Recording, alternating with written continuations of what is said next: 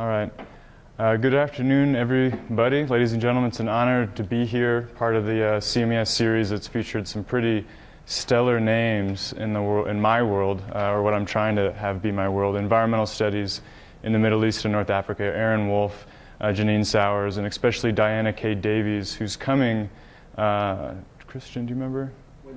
Wednesday. And she's pretty awesome, and I'll talk a little bit about her research a little bit later. It directly informs my own, and I hope that the road that they're kind of building, I can in some way do some good work on and follow in their footsteps.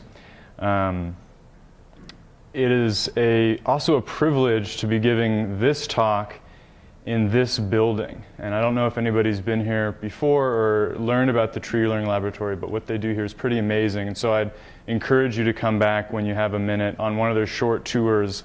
You can see a lot of the science that goes in and kind of looks like this, and some of these pieces of wood around the room here, but it's very, very impressive and groundbreaking, and if you're a historian, I think especially it might inform some more of your work.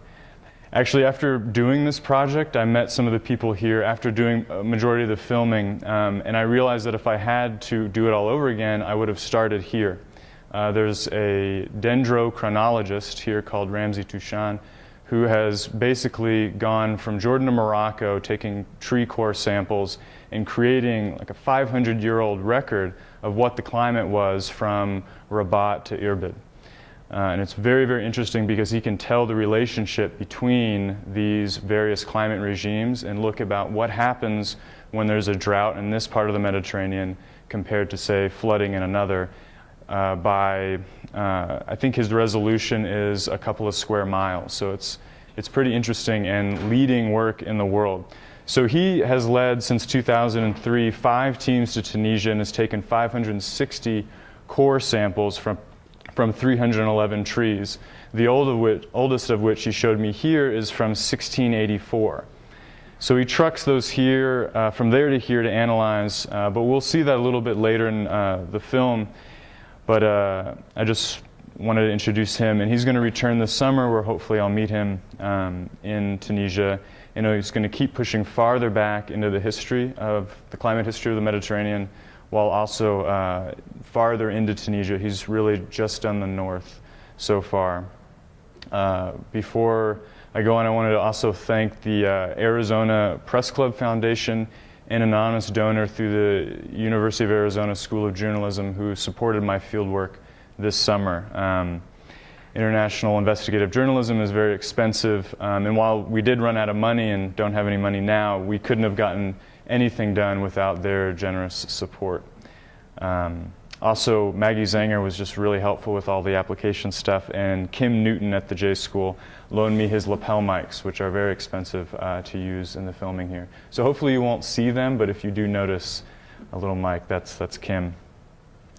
This project has also been very collaborative, and I'll get into that a little bit later with my main partner in this, but it's really been about 20 core people who've been helping me with the research, not only the science, but the language, region, background, how to get visas done, all that kind of stuff. And specifically, I wanted to thank doctors Sonia Sahiri and Layla Hudson, who really helped me take this from a kernel of an idea, really a dream, about looking at climate chaos in the Sahara and making it a reality. And they continue to help me do this. And we went and what we did was we went to 16 locations in Tunisia and shot 19 video interviews and about a terabyte of B-roll, which is water, sand, trees, anything that's not just a direct, face-to-camera interview. And we worked in Arabic, French, English, and even a little bit of Berber into the movie eventually. And sorry, the thanks is taking a little long, but last but not least, I'd like to thank my boss and mentor, Dr. Rafe Sagrin at the Institute of the Environment. If anybody knows him, you probably like him. But he not only kept me on as a worker during the summer so I could earn a little bit of money for gas and things like food, but he has also over the past 2 years provided sage advice on and a leading example of effective climate science communication and interdisciplinary research. it's really hard to collaborate and work with people, and he's done a pretty good job of showing me how to do it. So today, the basic structure is, after these long thanks, I'm going to talk about my upcoming documentary, A Siege of Salt and Sand, based on roughly how the movie's built. So we start with the first chapter as Siege, explaining climate change in Tunisia. Then we go to Salt, talking about sea level rise, salinization. Then we move to Sand, which is desertification, essentially. And then I would like to have an open conversation with all of y'all. In this, so our basic program, we hoped to humanize the complex science of climate change and meet the people on the ground living and dealing with climate change today in Tunisia. In the end, that's really what all of this should be about. This building, the Marshall Building, journalism, climate research, all of this should be about helping people. We sought ground truth through human witness and solid science. So first off, how many people in this room have been to Tunisia? Okay, 5%, that's good. And how many, if I asked you to fill it in on a map, would know where it is? Okay, so yeah, mostly everybody. But I get this all the time where somebody asks me, you know, where is Tunisia? And their face crinkles up. And I always say that it's if Italy really were a boot, it would be where Europe would kick Africa. But that's where we did a majority of our work. That's where we did all of our work. So here, just quick facts and a map of the country. And if we could, we'll start with the who, what, where, why, when, and how of the project. And we'll start with this map. So we filmed, wrong button, mainly in the south here, if anybody can see my laser pointer, with interviews with climate scientists and politicians in Tunis, and then mainly field work, so seeing scientists in the field, or farmers or fishermen or villagers in Sfax, Kirkena, Gebis, Châteaugirid, Gafsa, Sidi Bouzid, Regime Matug, Kabylie, Duz, Sonbal, Nouela, Duiret, Tatouine, and Djerba. And then a little village right here called Tunket.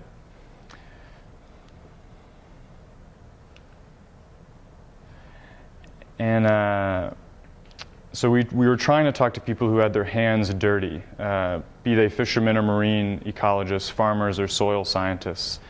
But before I move on, I have 3 quick lessons learned. If you're going to do something like this, bring Tupperware, do your homework, and build a good team. A Siege of Salt and Sand was shot on this camera mainly, and we packed all of our gear really into 2 bags just like this. So all of the equipment was basically here. And we lost 2 lenses and almost a third to sand. And we would have lost a lot more if I hadn't, at the end of the day, scrambled in my kitchen and taken my roommate Britton's Tupperware container that had recently held lentils or something like that, something healthy like that. So anyway, I would just say if you're going to go in the field with a lot of sensitive equipment, Tupperware might look dumb, but it was invaluable. The other thing is do your homework. We frequently met people who were very excited to talk to people who were into what they were living and breathing as researchers or as fishermen or what have you. And I think that's because of the strong foundation I had here with professors like Julia Clancy-Smith, Sonia Zahiri, Leila Hudson, Maggie Zanger, and Omar Boom, among others. So these are on my website, but real quick, this is the lady who's coming on Wednesday, and she really kind of has a theoretical caution against any kind of green Orientalism. She looks at how basically the French created environmental justifications for colonialism, and it's an interesting book and an important one for anybody working, I think, in the Middle East on environmental issues to read. Stephen J. King's Liberalization Against Democracy and the Force of Obedience are both books that really talk about the repressive state of the dictator Ben Ali and how that was connected to neoliberal economic policies forced upon Tunisia, along with a lot of debt by the IMF and the World Bank. So structural adjustment export orientation, things like that. And then for a little farther background, J.R. McNeil, no relation to me, wrote The Mountains of the Mediterranean World, which is a environmental history of the sea, which I think is really interesting and broke a lot of new ground. Mediterraneans is by our professor here, Julia Clancy Smith, and it's essentially a book about the long 19th century in Tunisia, and it provides a lot of the historical background because you start to realize that many of these issues that we're talking about, whether they be neoliberalism or environmental degradation, do not start with the 21st century. And then finally, the last one is Christian Parenti, Tropic of Chaos, and we really stole the idea of climate chaos from him. And so his idea is that it's not climate change. Change is neutral. It is not positive. It is not negative. What is coming down the pipe is inherent destabilization, and destabilization that whether or not you're the DoD or the UN, you consider it's going to hit Africa, it's going to hit less developed parts of the world a lot harder than the industrialized quote-unquote north. So I think if you're also going to work in this field, it's an important book to read, and certainly informed our theory behind a lot of our work. So this is Duan Adela. He's the Los Angeles Times special correspondent in Tunisia. He's a skilled reporter, fluent in English, French, and Tunisian, with a playful curiosity and a pretty good artistic vision. Sometimes I would argue a little strange, but we can have that conversation because he's one of my best friends. We've known each other for 4 or 5 years, or about 5 years. He's 25. He turned 25 on our trip. And you can see right here, this is the beginnings of what is now an enormous afro. He's just got this huge thing, like his photo on our fundraising campaigns. It's like his head's this big and my head's just because he has a big afro. He's also from the south of Tunisia, which really helped when we were doing, majority of our field work was in the south, so it was kind of like he had a southern twang and it just helped open some doors. Not quite the same, but this project would have been much more stratospheric without RAD. And we talked about this really from the beginning. And I think that without him, it would have been very unconnected to ground truth, which is what we were going for. So in the early days of being in Tunis, we got there in early May of last year. We were getting permissions and setting up, field excursions with scientists and things like that. And one anonymous agronomist, he talked to us kind of off the record. It was kind of weird, but he kept saying that Tunisia was under siege, and I didn't know that word in Arabic. So when he was explaining it, I looked at RAD and we said, this is what we're going to have the movie be based on. And so what he was talking about with siege was all of the myriad of environmental issues, from deforestation to sea level rise, that threaten the coastal desert nation. And so he was rather exasperated, though, when we kept talking about just environmental issues, because he really wanted us to understand that each and every single one of these issues was exacerbated by people. And we can get into that a little bit later during the question and answer session, but one of those issues with people is the pressure of an ongoing, at that time, 42-month-old Jasmine Revolution, now it's 42-month-old Jasmine Revolution. So when we started our work last summer, the Republic was and still is undergoing revolutionary upheaval. We were specifically in a time where people were arguing over certain words of the Constitution that was being forged, that was just published earlier this year, and actually contained some pretty stark environmental language in it.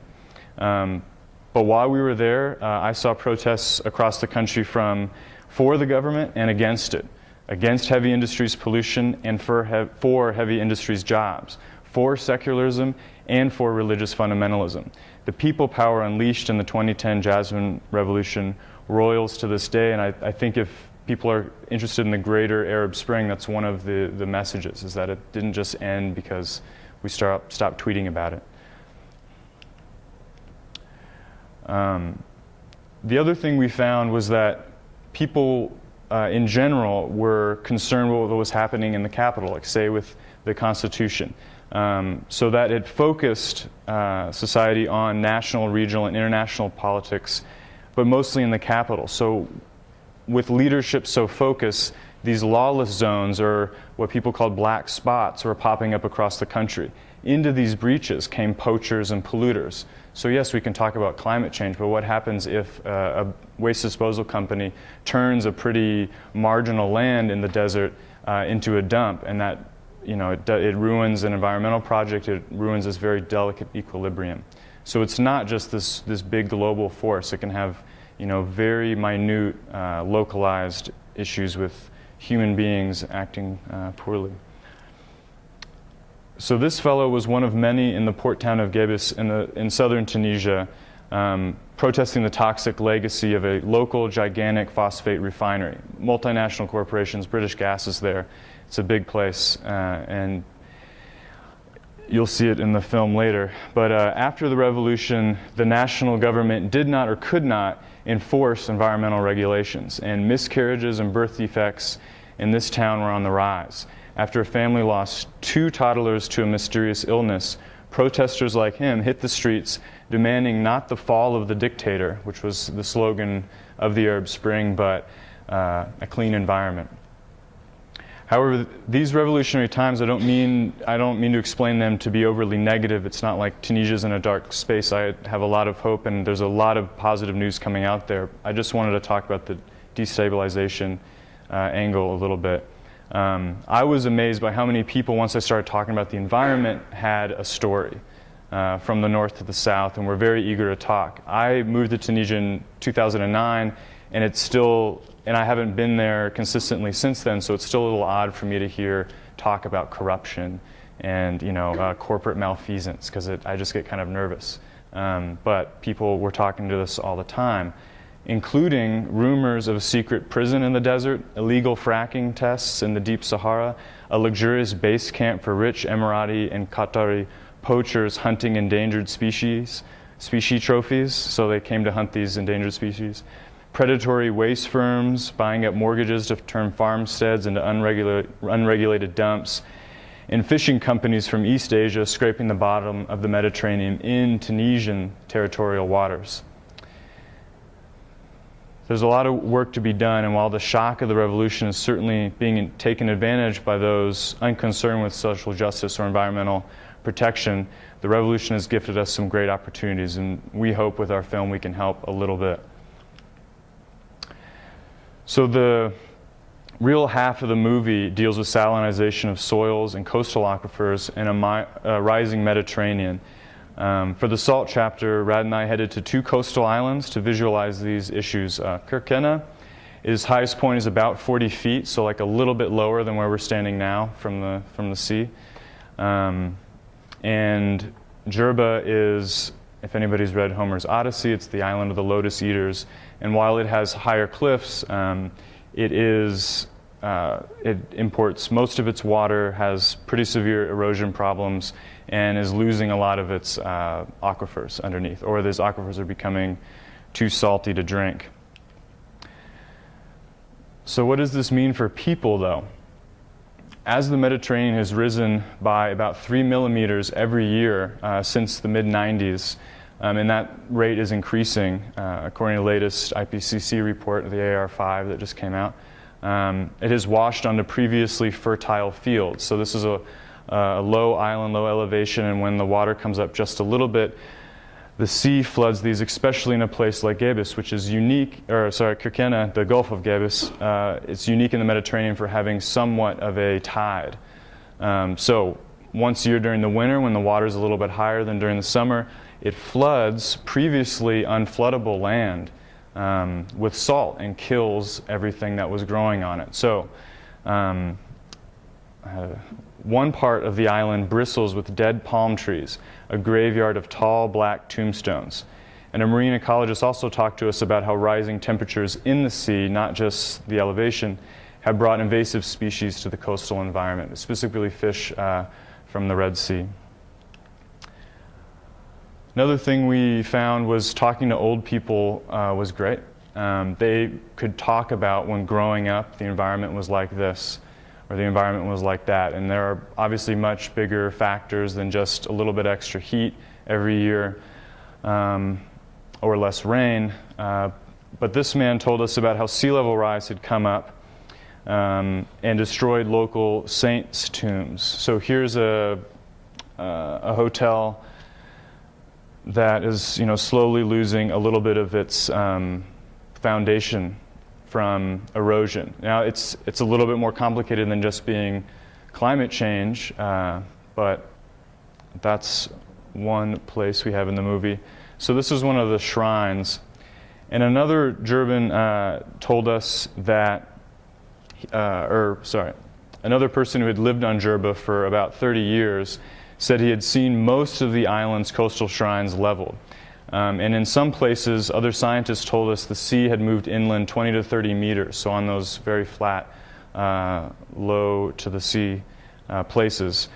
But what the Mediterranean hadn't destroyed, local tourism companies had, or companies that are owned by Europeans. So his quote was, "We created from the richness of our culture a weakness of our country. The shrines were built to protect the island from invaders. Someone would watch and then warn the people when ships were approaching. Who is protecting us now?" So the other half of the siege is desertification, which threatens 62 to 64% of Tunisia. People can argue that. And rising temperatures and drought drive this transformation, along with increased wind speeds like the summer Sirocco winds that carry hot air laden with sand north into habitable, arable zones. So what does this mean for people? We went to the village of Tunket with an NGO that delivers water, and this is a picture of a place where the whole region, the Jafara Plain between Tatooine and Jerba, was facing a 2-year drought. And while droughts are cyclical in North Africa, some climate scientists there in Tunisia told us that those cycles have shortened from 10 years to 7 years. So every 7 years you face a 2-year drought. That's a little, that's getting more and more serious. So the man on the left is Laba Thabit, who grows olives and has some animals. And because of this, because of this drought, he has started to sell off his goats to pay for private water. So this is a neighbor helping him water his olive trees, which he had basically to choose which ones were going to live and which ones were going to die. So kind of like a farmer's triage. And so he's in the movie talking about that, and it's very, very sad because the government isn't quite helping him that much. I mean, I don't know how much you could really do, but he's at the end of his rope. Mabruka Abdul Rahman has lived in a village in the northern edge of the Sahara, south of Duz, her whole life, and she has seen the Sahara gradually take over fields and houses of her neighbors. So these neighbors have left the city, basically fleeing the sand and the poverty of a neoliberal economic disparity. So Tunisia now is roughly 60% urban, 40% rural. 20 years ago, it was the opposite ratio. And that's mainly on the coast. So, the places where she is, are gradually depopulating. And that's a global trend. It's not just Tunisia. In this picture, though, you can literally see the sand knocking on her door.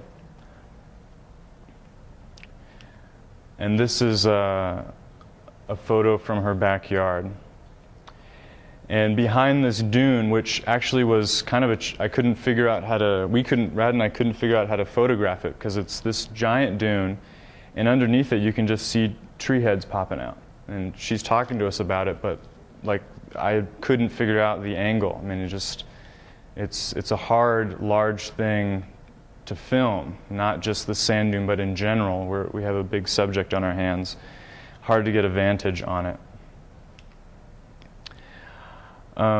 So since independence, in some way or another, the Tunisian government has actively fought desertification. And today, the Tunisian government is dealing with its own forms of sequestration. We all know that in academia, I bet, some of that pain of budgetary concerns. But also, as I said earlier, the national focus is a little farther north. Although some of the guys that we talked to are working on the wall says nothing has changed since the revolution. They've basically said whatever we were doing in the Ben Ali era to fight the desert, to build these sand walls, just keep doing it. So what they're basically doing, one of the programs they're doing in the desert is to build a series of biodegradable walls with palm fronds. And bulldozers first come up and carve short berms, and then trucks come along and dump piles of palm fronds, and then workers like this guy kneel down and stuff split palm fronds into the raised earth. The head of the Forestry Ministry's department that deals with this told us that each kilometer of sand wall costs about $2,500. And the government hopes every year to build about 4,500 kilometers. So that's a big cost. I should have done the math for that. But it's something they have to do every year because these things do break down as the desert comes up once a year with the hot sun. So slowly, methodically, these afforestation projects are snaking out between villages like Nuela with Mabruka, but also where this guy lives, just to the southwest in a village called Sonbal. And he literally is the last guy in his farming stead. There's him, and he had a whole bunch of neighbors, and he's the last one. So it's his farm and then just these sand dunes on both sides. And he told us about how his neighbors just basically gave up. There's also, just a short aside, he was wearing Crocs, and he demanded that we also, if we were going to do the interview, that we record him and put his poetry on YouTube. And we told him we'd translate it. We're actually having a really hard time understanding some of the Arabic he used. We've talked to a lot of people. Trust me about it. So we're still trying to do that. But he was very, very interesting and had a lot to say about the natural environment. But he didn't use complicated theories that are thought of here. This is a real person talking about real issues. And I think that's where we're really going to square the circle when we talk about climate change, is if farmers and the DoD, which is very forward thinking on this issue, agree on something, then it's probably going to change. I hope. So now, without further babbling, we're going to watch the introduction and the first chapter of the movie, and then we'll have a little discussion after that.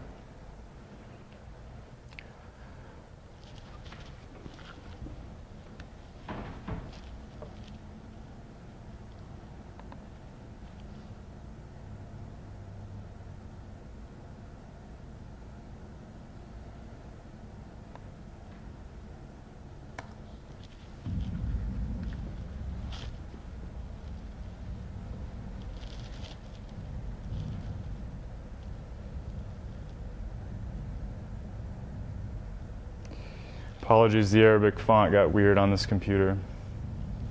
Like it messed up all the Arabic.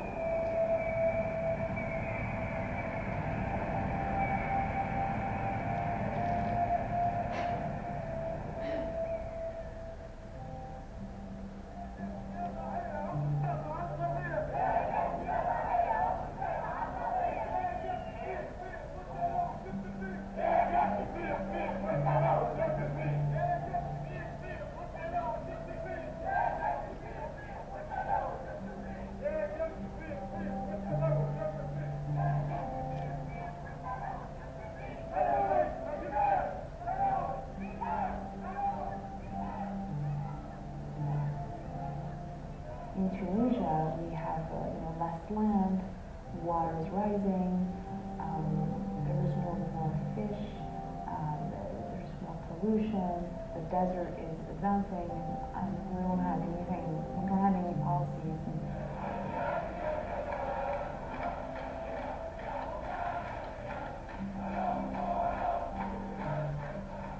After the revolution, unfortunately, the priority already. Security, job, employment, everyone's talking about economic recovery, but very few are talking about climate change and the problem of addressing climate change. I remember in my political parties, just right after the revolution, we had people who have been working on these issues abroad, and so we tried to do articulate programs. But unfortunately, we were not able to convince people that that's a priority. People don't see, they don't understand the effect of the environment. But that's not Tunisia is not an exception. The majority of the world doesn't understand the effect on the environment. Just now, I know we're talking about climate change, and even in the United States, it's a long debate, and we have this huge debate, and even a lot of people are still reluctant to talk about and to admit there's serious issues of climate change. In this kind of work, you are not just scientists. You have to be a scientist, a diplomat, understand the culture. In the 1980s, when Morocco was hit by like a tremendous drought, big drought, the king of Morocco was saying, how can we figure this out? They told him, oh, there's a guy in Tucson, Arizona, that's reading that, might help us in studying our drought. So he sent his private jet. This is the equipment that we use from living seed. Let's say this is a living tree. You try to get a sample by pouring and get the sample out. We take this, so like we took a core A from around, let's say, 50 degrees.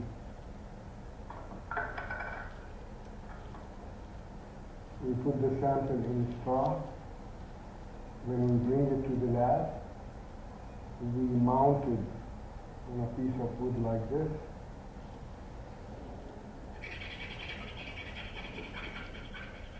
We were able to go back up to around 1690 AD in Tunisia. We have a chronology from time alone, goes from 1751 AD. From the oak, late 1600 AD. And we were able to reconstruct the climate back to 1771 AD. Just here, for example, you can see this is a very narrow range, very dry year, like 2005 is a very dry year. We can see late in the 15th and 16th century, you have a dry frequency of drought high. But then it goes back normal. Then in the 20th century, it has the highest frequency of drought. Okay? Like in one of the studies, the driest 4 years in the whole reconstruction is from 1999 to 2002. Is it related to greenhouse emission and the anthropogenic factor? It's more hot during the summer, and we have some plants that can't survive, and we don't have the right system of irrigation anymore. That's why it's really important for people in the politics to go in the rural area and to talk to these people. Fishermen are aware, agriculture are aware. My grandpa is aware because he's a man of the land. There's no water, there's a problem. There's also new diseases that we didn't have before. أول ما بديت حكيت هكذا طلعت لي كيلو كبيرة كيلو وشوية زود برش قال كان قاعدة كويس في المنطقة تنسى ولا في العيلة برك 3 4 عندي ما أختي برك عندها 2 ولا 3 رجلها وبنتها كيف غير. J'essaie de voir les leishmanies par exemple chez les phlebotomes. Alors les phlebotomes sont des insectes de petite taille, 3 mm. On peut le prendre sous le microscope on met une goutte d'eau physiologique et on essaie de disséquer. Et dans ce cas, si le phlébotome est positif, on peut voir les leishmanies qui sont ovales avec un flagelle et qu'on les voit bouger comme un spermatozoïde sous le microscope. Et donc on va comprendre que le phlébotome était positif. Le malheur, c'est que ces lésions laissent une cicatrice qui est souvent visible au visage et ça porte à atteinte. أنا جتني دخلت في حشرة التواليت حطت عليها كناموسة حكيتها كنت نحط هكاك حكاية نهارين 3 أول مرة نحط فيها وبدي الدم يطلع منها نولي تولف لي دورة هكا خيبة هي منظرها خيبة تلقاها فيها لبيوضة ومكحولة خيبة منظرها باش نقلب على بنتي على خاطر هي جايتها واضحة ياسر في جبهتها نفسلها وجهها وهي بنت المرأة شنو مرة والوجه مثل مرة الوجه عمي طلعت أنا في وجهها تو باين هي وهاي الصوصة مش أبد عبد راجلي طلعت له في ساقه وهنا تحت وزنه وبنتي في جبهتها هنا كعبت في جبهتها قلقت منها وانها تسألني يا ماما باش تبقى بقعتها في جبهتي ما بتنحاش بنتي ولا بالصبر نشوفوا لها حل. On a vu qu'après 1982, elle a pris beaucoup l'air de distribution et s'est étalée vers le sud, vers les régions très lointaines. Donc, le changement climatique avec l'élévation de température peuvent favoriser l'installation des vecteurs et d'amandiers. Maintenant, ils ont introduit le forage, ils ont introduit les barrages, ils ont introduit les lacs collinaires. Ils ont aussi amené de l'eau du nord de la Tunisie pour favoriser l'agriculture. Et quand on dit agriculture, on dit arrosage, on dit irrigation. Et ça donne pendant des années, pendant des siècles, je vais dire, qu'ils se déplacent entre le nord et le sud. Alors que auparavant, au début du siècle, on ne voit pas cette maladie au sud, au centre. Maintenant, on la voit. Et ça ne peut être expliqué que par les changements de l'environnement, y compris les changements peut-être climatiques.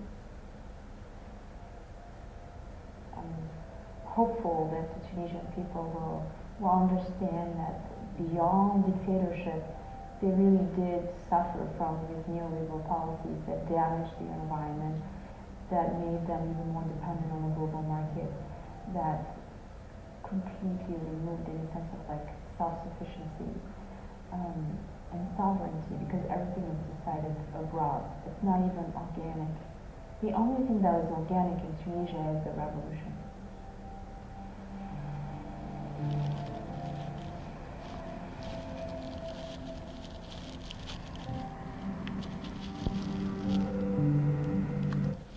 All right, well, besides the Arabic being messed up.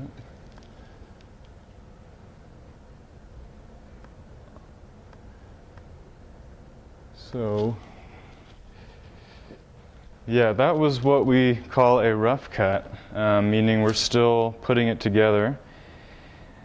We've got a lot of work to do to professionalize it, and we'd like your help in getting there. We've started this online campaign, Duan and I, and anything you can do, share, like, tell people about it, would help us out. Today we're at 15%.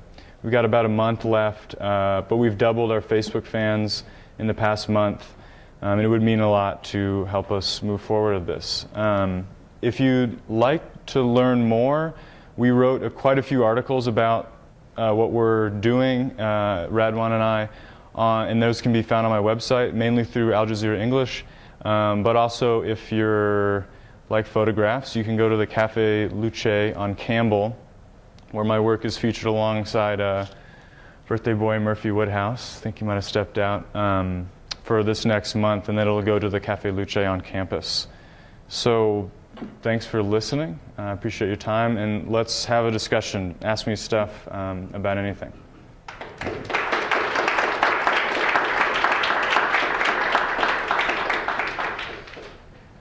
Nora, could you hit the lights? There's the right two things. Thanks, man.